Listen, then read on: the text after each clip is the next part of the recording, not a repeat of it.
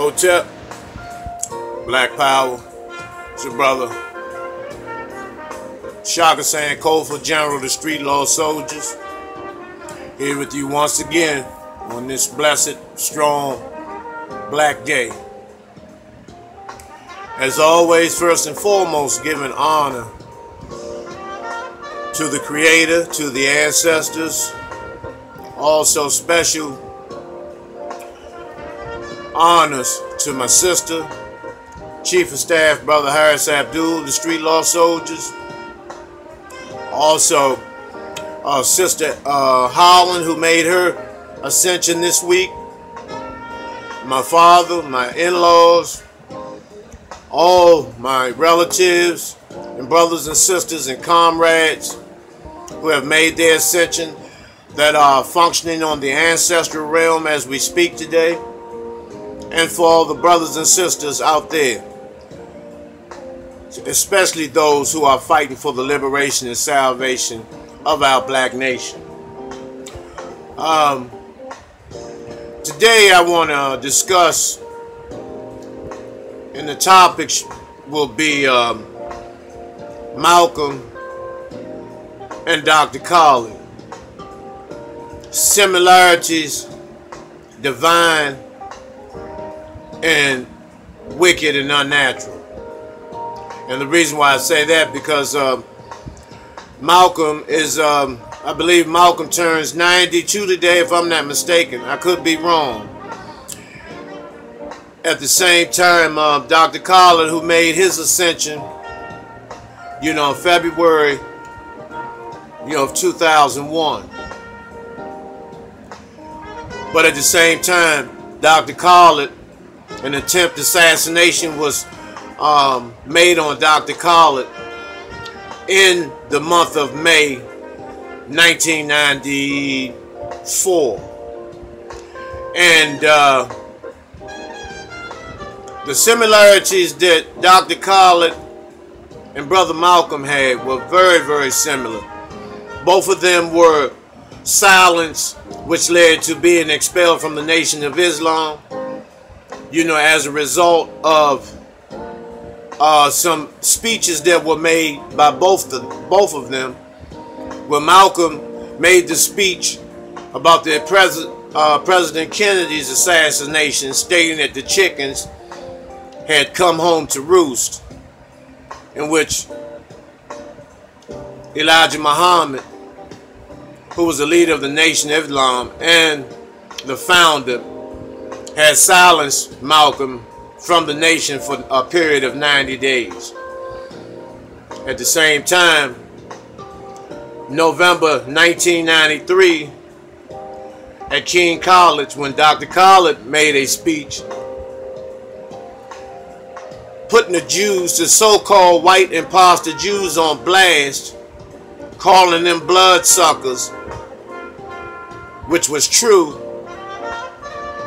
Minister Farrakhan, who was the leader of the Nation of Islam at that time and still up to this day, had suspended Dr. Khallid from his post as national assistant to Minister Farrakhan. At the same time, Malcolm was a national assistant to Elijah Muhammad during his time, his stay in the Nation of Islam. Both were hated on. Both were hated on. Conrad Muhammad and an array of other brothers put a lot of information and hatred and lies in the ears of Minister Farrakhan on Dr. Khallid Muhammad. And during Malcolm X's reign as national assistant, Minister Farrakhan, who was known as Louis X at the time, along with Brother Baines and several other members of the Nation of Islam, put those same lies and hatred of Malcolm in the ears of Elijah Muhammad. which resulted to both of them ultimately leaving the Nation of Islam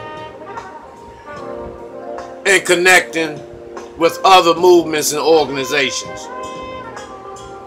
Malcolm created his own organizations called the Organization of Afro-American Unity and Muslim Mosque Incorporated.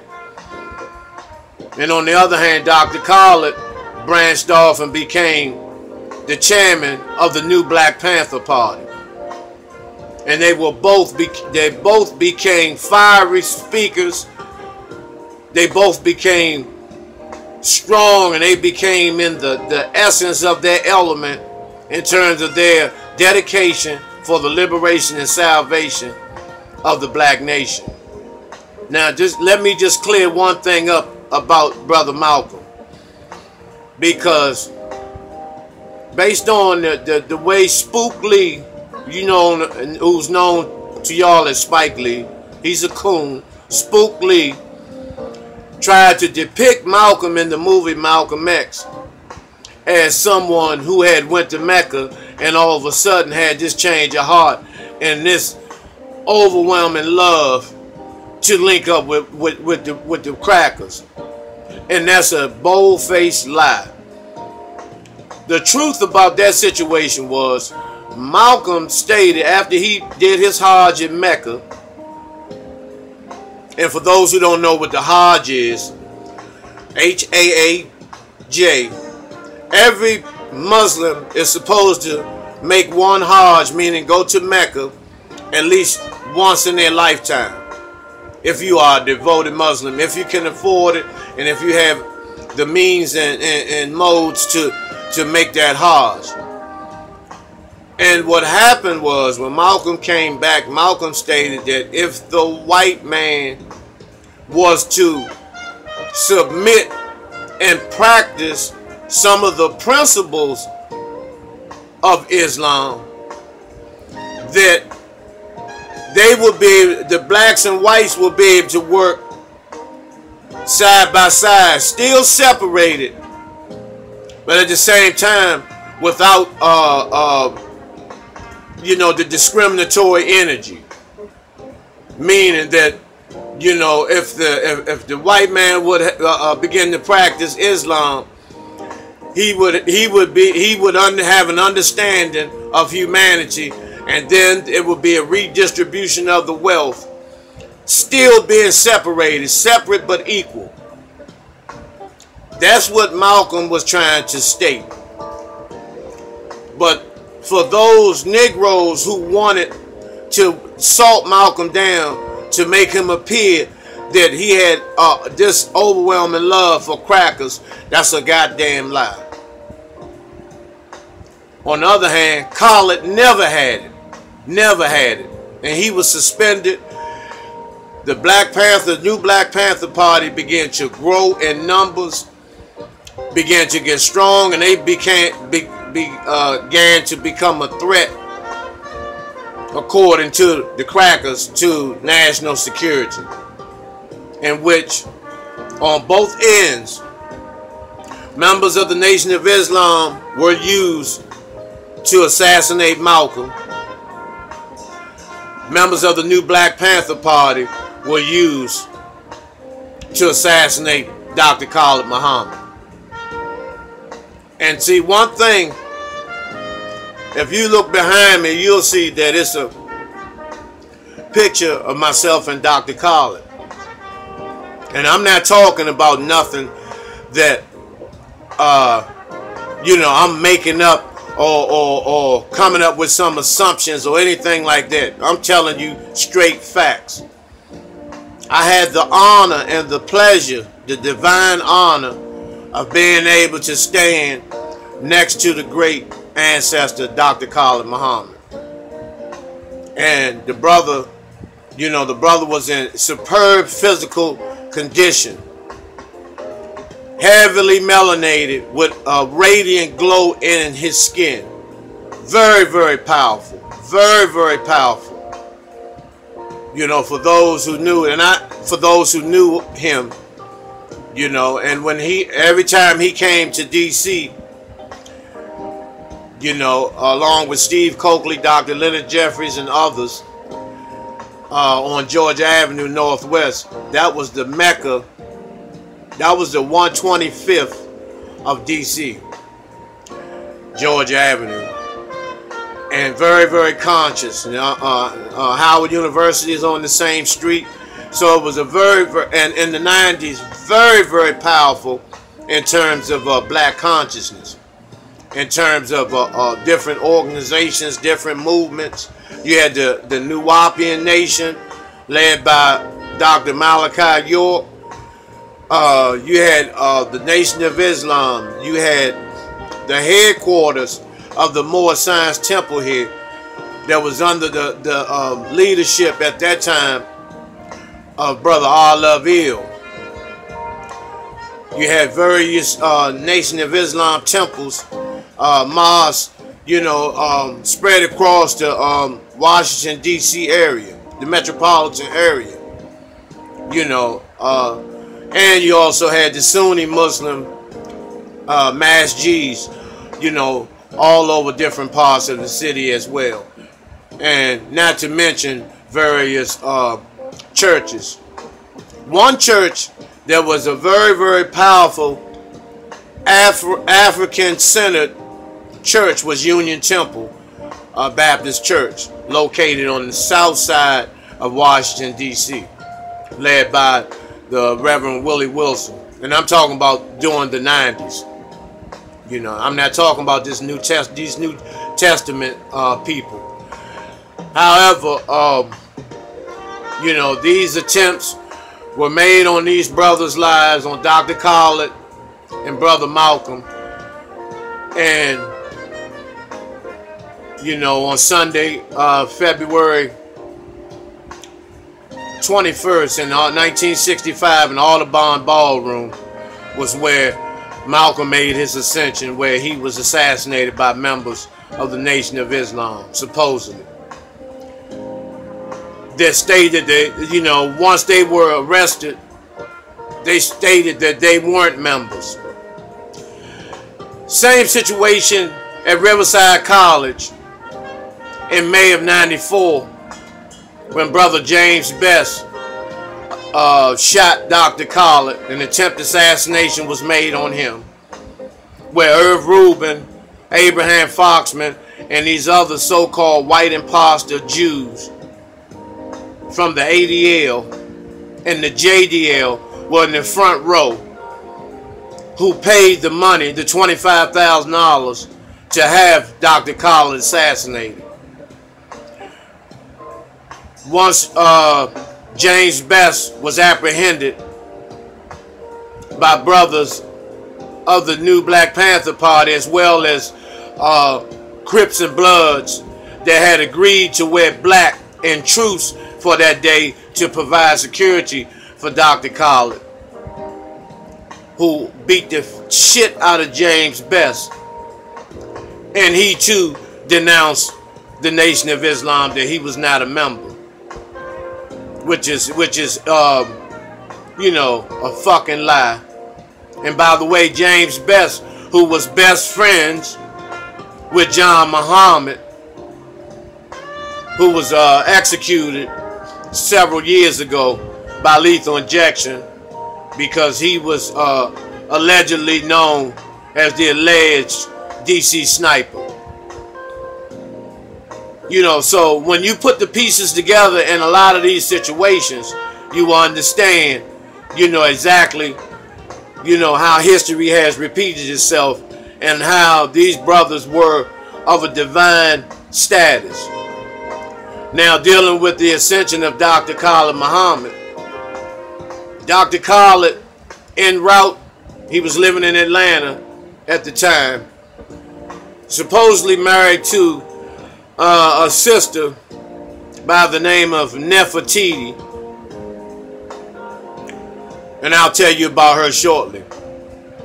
Anyway, he ate at Popeyes. They got to the house. They ordered takeout.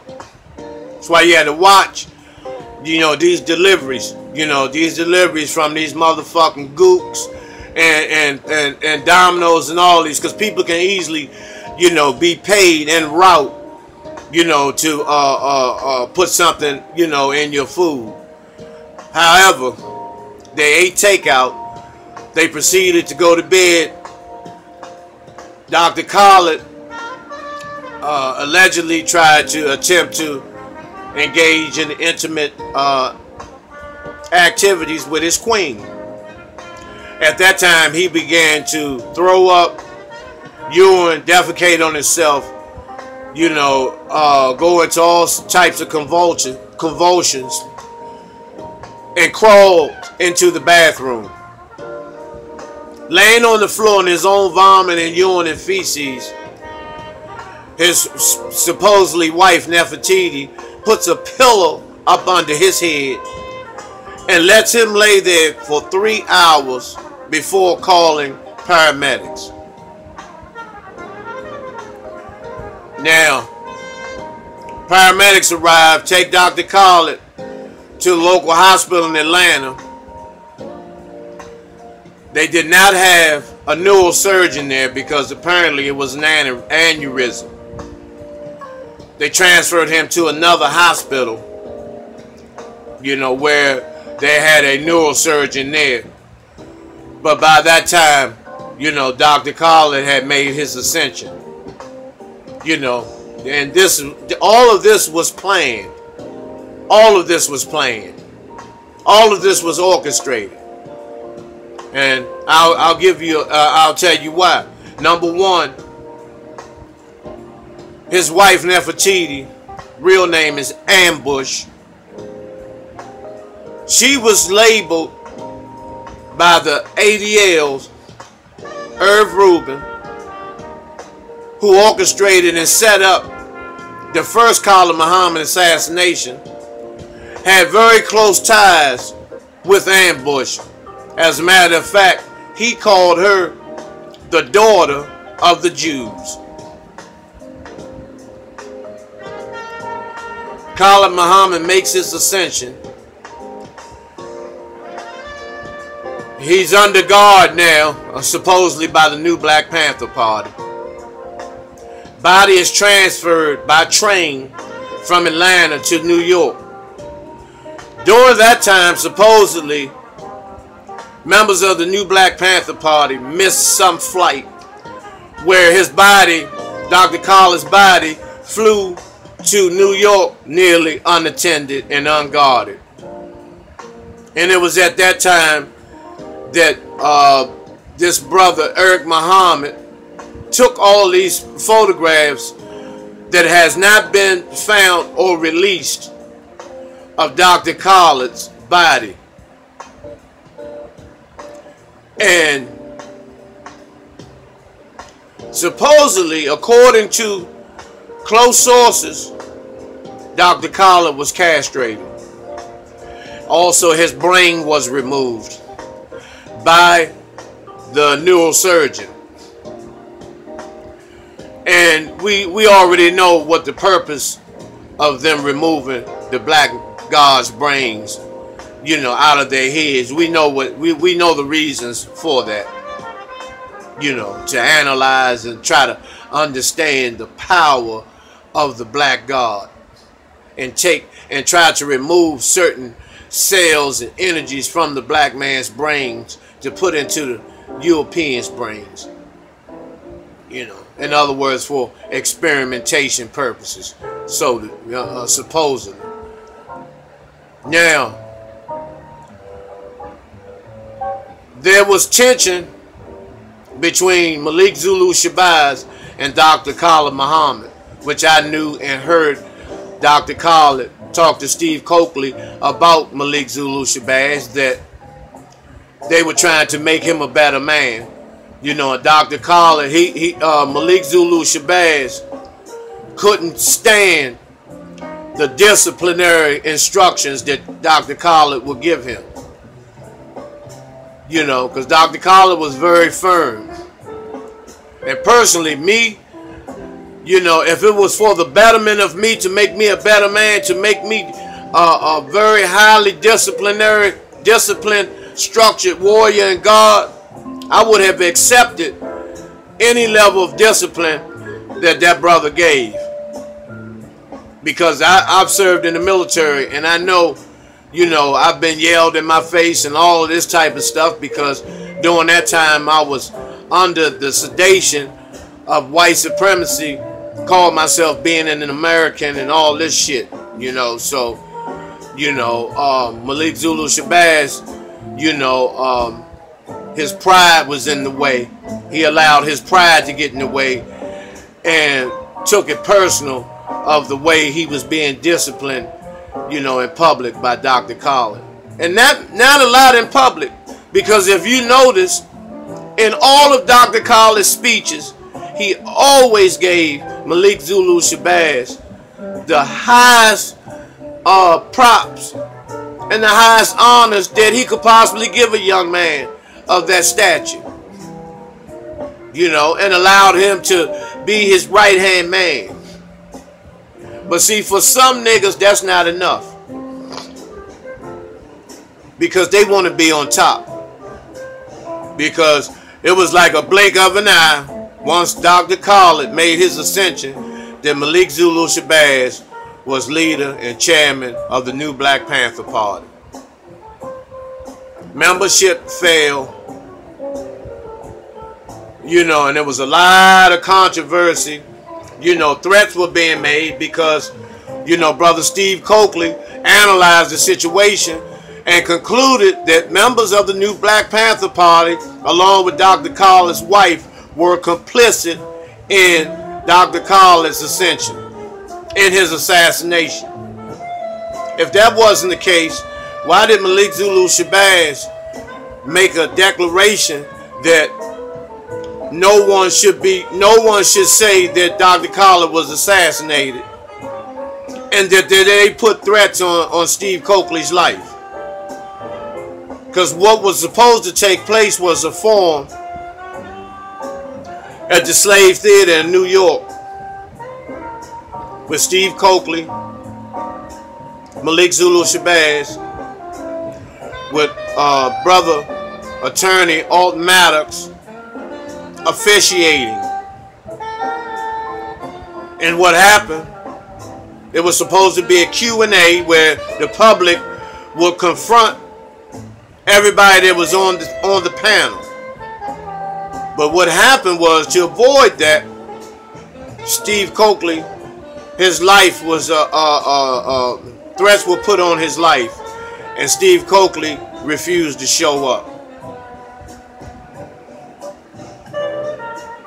And so, if you understand the dynamics and the similarities of these two,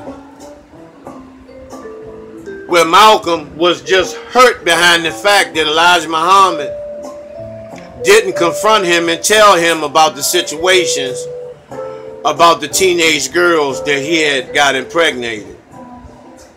Now, Malcolm didn't do anything wrong. All Malcolm did was react in pain. He was extremely hurt by him being the last one to find these things out, because he defended Elijah Muhammad to the end. But then when he spoke on it,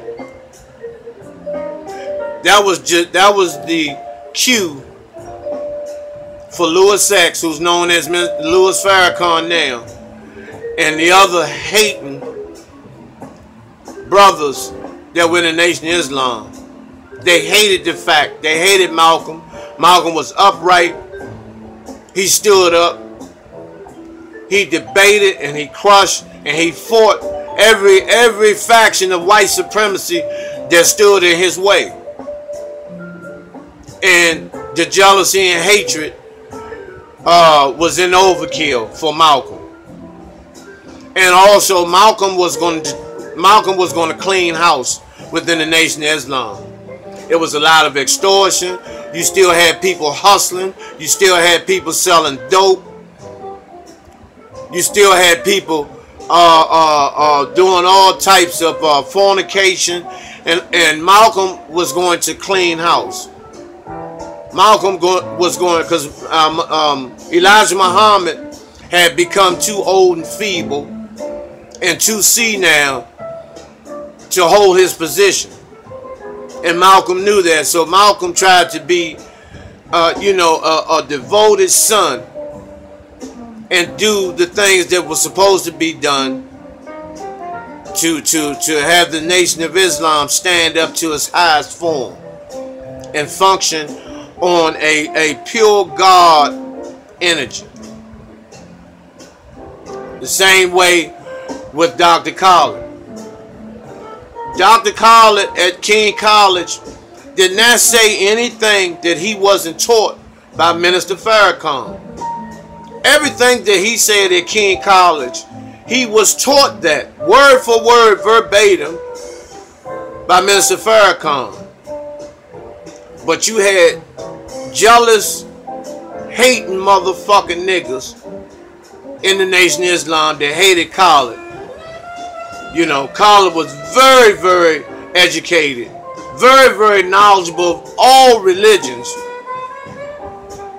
very strong, never bit his tongue, was uncompromising with the cracker under any conditions. And when he made that speech at King College, not only did the nation show its hatred, members of the nation show their hatred, but you also had niggas like fucking Ben Chavis, all types of motherfucking, these old Negroes that contacted not only Minister Farrakhan, but these motherfuckers contacted the ADL with Herb Rubin and Abraham Foxman. Especially Ben Chavis, Uncle Ben Chavis, who was fucked up behind the fact that Khallid put him on blast because Ben Chavis, who was the head of the NAACP at the time, was caught spending $400,000 of the NAACP's money buying pussy from a lawyer that was in the NAACP, not knowing that the sister was a lawyer, and put him on blast and brought charges of sexual harassment and extortion on Uncle Ben Chavis. He hauls ass to the Nation of Islam. Now he becomes Dr. Benjamin Muhammad, based on the fact that he paid for that position. So, just to give you the true situations that took place and the strong similarities of these two glorious black gods, who, if they weren't assassinated, would have made some dramatic and divine changes, not only in the organizations of the Nation of Islam, but within the black community, period. The Nation of Islam general and the black community in particular. So, we, over the years, even with Dr. King, and Dr. King went to Malcolm and Elijah Muhammad. And that's when Dr. King began to say the words Black Power, and that the I Had a Dream speech, Dr. King stated that it was a nightmare. That he felt he had put his people in a burning house. That integration was the worst thing that he could have possibly been advocating for, which ultimately caused his life. Which the same thing happened with Dr. King. It was jealousy. It was niggas fighting over position. And it was niggas involved in his assassination as well.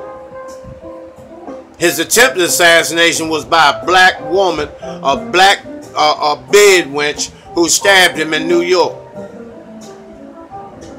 And when he was shot in Memphis with the help of Muriel McCullough, Andrew Young, Billy Kyles, and Jesse Jackson, they were highly complicit in Dr. King's assassination. Because if they weren't, why did they get to live as long as they did? And it was never an assassination attempt on them, especially Jesse Jackson. He never had any assassination attempts on him. And that's because he didn't play, he played ball with white supremacy.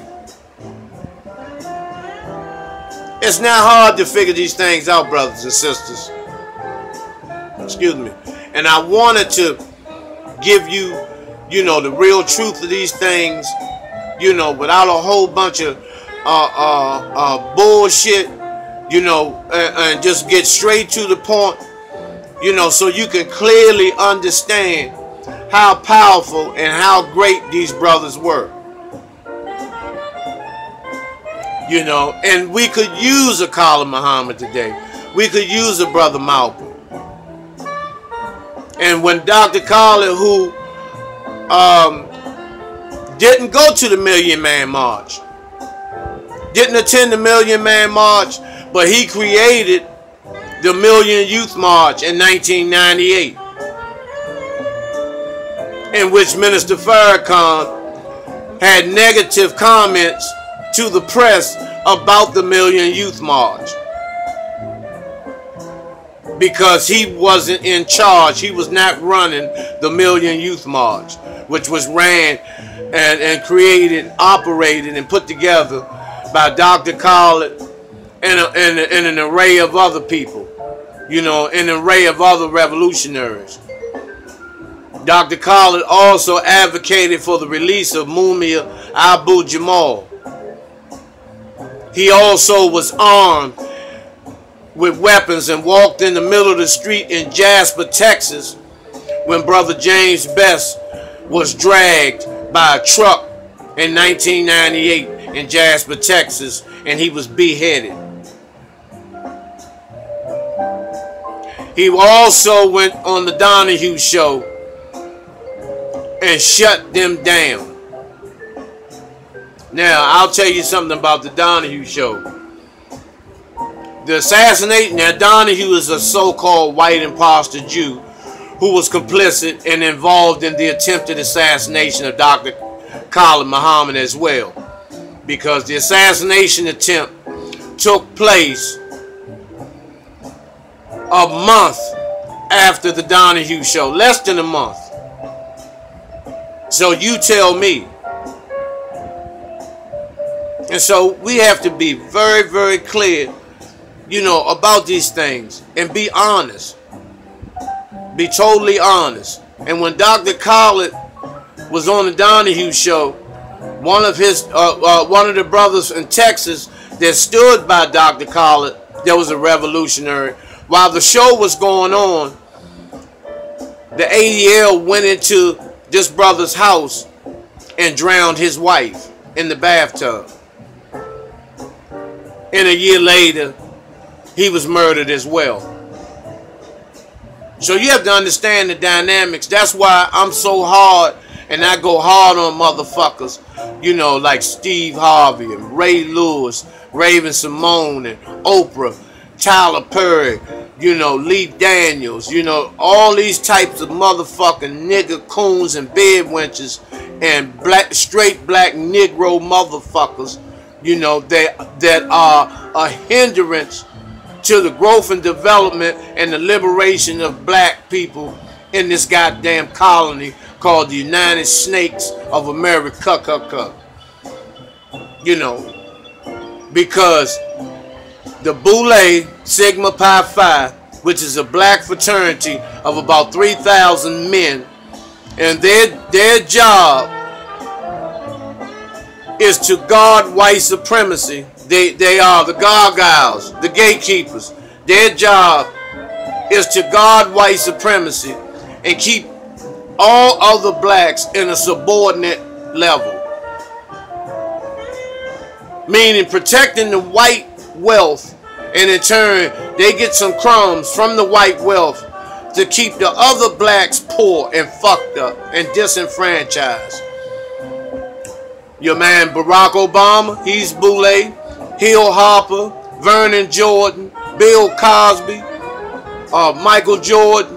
It's an array of them. Doug Wilder, Andy Young. It's an array of these motherfucking Negroes.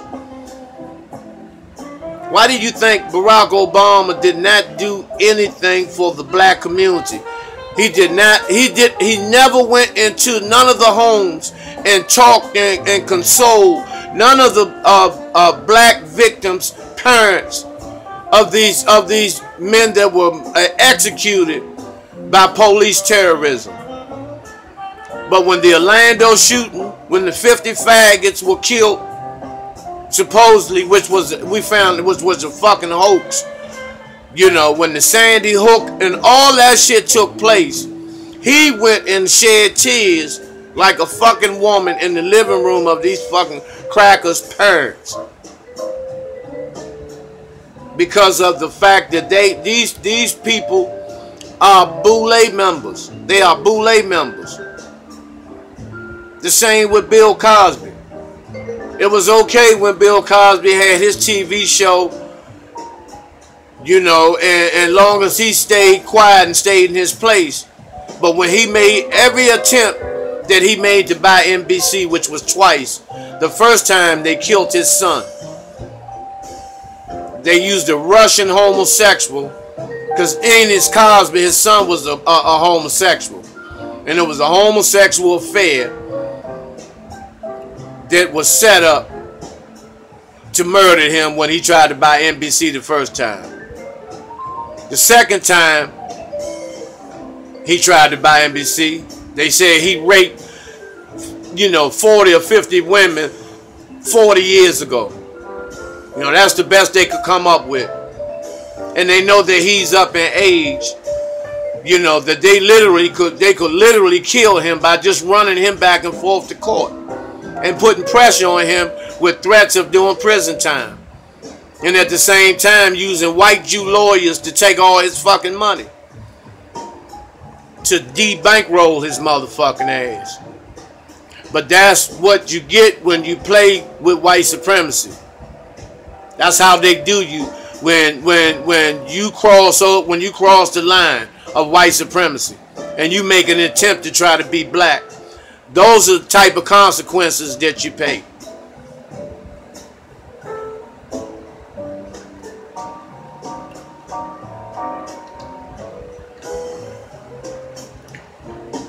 You know, so I don't have any sympathy for these motherfuckers. Steve Harvey's the same way. Kevin Hart, you play, you know, you either play ball or you get naked.